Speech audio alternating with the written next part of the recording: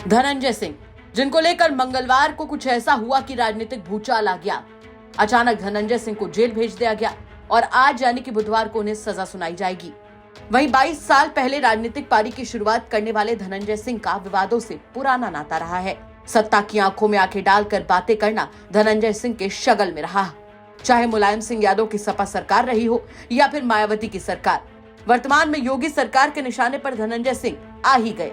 फिलहाल में जौनपुर की जिला पंचायत अध्यक्ष श्रीकला रेड्डी धनंजय सिंह की तीसरी पत्नी है। दरअसल 2022 में भी अभिनव सिंघल को धमकाने के मामले में हुई गिरफ्तारी के दौरान धनंजय सिंह ने एसटीपी और अमृत योजना में भ्रष्टाचार का आरोप लगाया था। धनंजय सिंह ने मुख्यमंत्री योगी आदित्यनाथ को ईमानदार और जिले के मंत्री को भ्रष्टाचारी और बेईमान बताया था। आपको बता दें कि 2022 में जौनपुर जिले की रारी विधानसभा से लोक जनशक्ति पार्टी के बैनर तले विधानसभा का चुनाव लड़ने वाले धनंजय सिंह चुनाव के दौरान पुलिस के निशाने पर रहे। बावजूद इसके धनंजय सिंह चुनाव जीतने में सफल रहे। इस दौरान केंद्र में भारतीय जनता पार्टी की सरकार थी और जौनपुर सदर के तत्कालीन सांसद स्वामी चिन्मयानंद केंद्र में गृह राज्य मंत्री के रूप में मौजूद थे। 2004 के लोकसभा चुनाव में धनंजय सिंह ने कांग्रेस और लोक जनशक्ति पार्टी गठबंधन से चुनाव लड़कर भाजपा प्रत्याशी स्वामी चिन्मयानंद को चौथे स्थान पर ढकेल दिया था।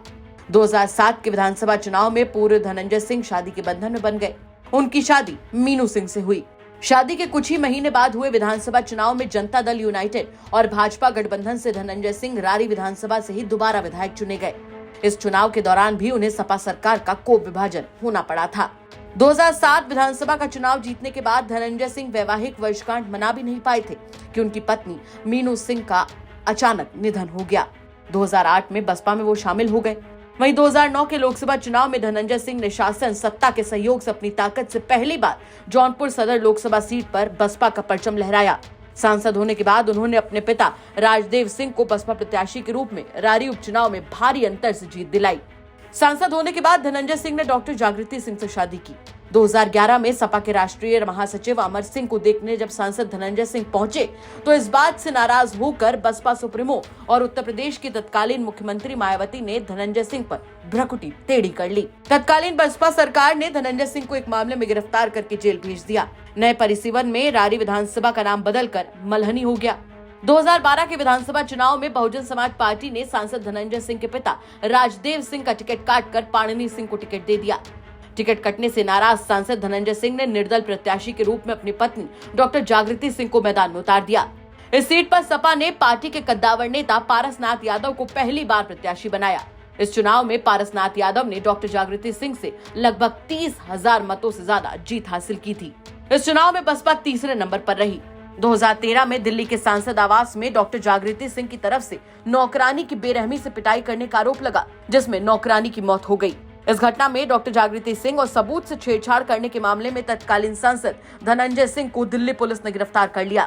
बसपा ने 2014 में लोकसभा चुनाव में धनंजय सिंह का टिकट काट दिया और सुभाष पांडे को जौनपुर सदर सीट से प्रत्याशी बना दिया। 2014 की मोदी लहर में धनंजय सिंह निर्दल प्रत्याशी के रूप में मैदान में कूद गए। उनके राजनीतिक जीवन का पहला चुनाव था जब उन्हें अपनी जमानत तक गंवानी पड़ी। इसके बाद 2017 के चुनाव में धनंजय सिंह निषाद पार्टी के चुनाव चिन्ह से चुनाव लड़े।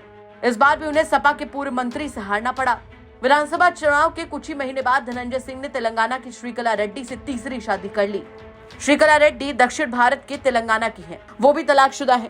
तेलंगाना की business family Nippon battery group से ताल्लुक रखने वाली श्रीकला के पिता स्वर्गीय जितेंद्र रेड्डी नलगोंडा जिले की कोऑपरेटिव के चेयरपर्सन, तेलंगाना की हुजूर नगर विधानसभा सीट से निर्दल विधायक भी रह चुके हैं। वहीं पेरिस में श्रीकला रेड्डी से शादी होने के चलते ये शादी काफी ज्यादा चर्चाओं में रही। इस शादी में योगी सरकार की कैबिनेट के कई मंत्री और वर्तमान में जौनपुर लोकसभा के भाजपा प्रत्याशी कृपाशंकर सिंह भी शामिल होकर आशीर्वाद देने पहुंचे थे। 2021 में हुए पंचायत चुनाव में धनंजय सिंह अपनी पत्नी श्रीकला सिंह को जिला पंचायत अध्यक्ष की कुर्सी पर बिठाने पर कामयाब रहे। इस बीच धनंजय सिंह जनता दल यूनाइटेड के राष्ट्रीय महासचिव बन गए। जेडीयू के एनडीए अलायंस में आने के बाद 2024 के लोकसभा चुनाव में जौनपुर सीट पर उन्होंने दावेदारी पेश की थी, लेकिन सफलता नहीं मिली। 4 दिन पहले ही भाजपा ने महाराष्ट्र के पूर्व गृह राज्य मंत्री कृपाशंकर सिंह को जौनपुर लोकसभा क्षेत्र से प्रत्याशी बना दिया, जिसके बाद धनंजय सिंह की तरफ से जौनपुर से लड़ने के पोस्टर पर राजनीतिक सरगर्मी काफी ज्यादा बढ़ गई थी। पूर्व सांसद धनंजय सिंह इंडिया अलायंस से टिकट की कतार में लग गए। वहीं सूत्र बताते हैं कि 4 मार्च को धनंजय सिंह की सपा सुप्रीमो अखिलेश यादव से मुलाकात भी हुई थी। मंगलवार को अचानक 46 महीने पहले दर्ज एफआईआर के आधार पर कोर्ट के आदेश पर जौनपुर की राजनीति में भूचाल आ गया है। देखना होगा कि अब इस मामले में आगे क्या कुछ होता है। जौनपुर से राजकुमार सिंह की रिपोर्ट, यूपी तक।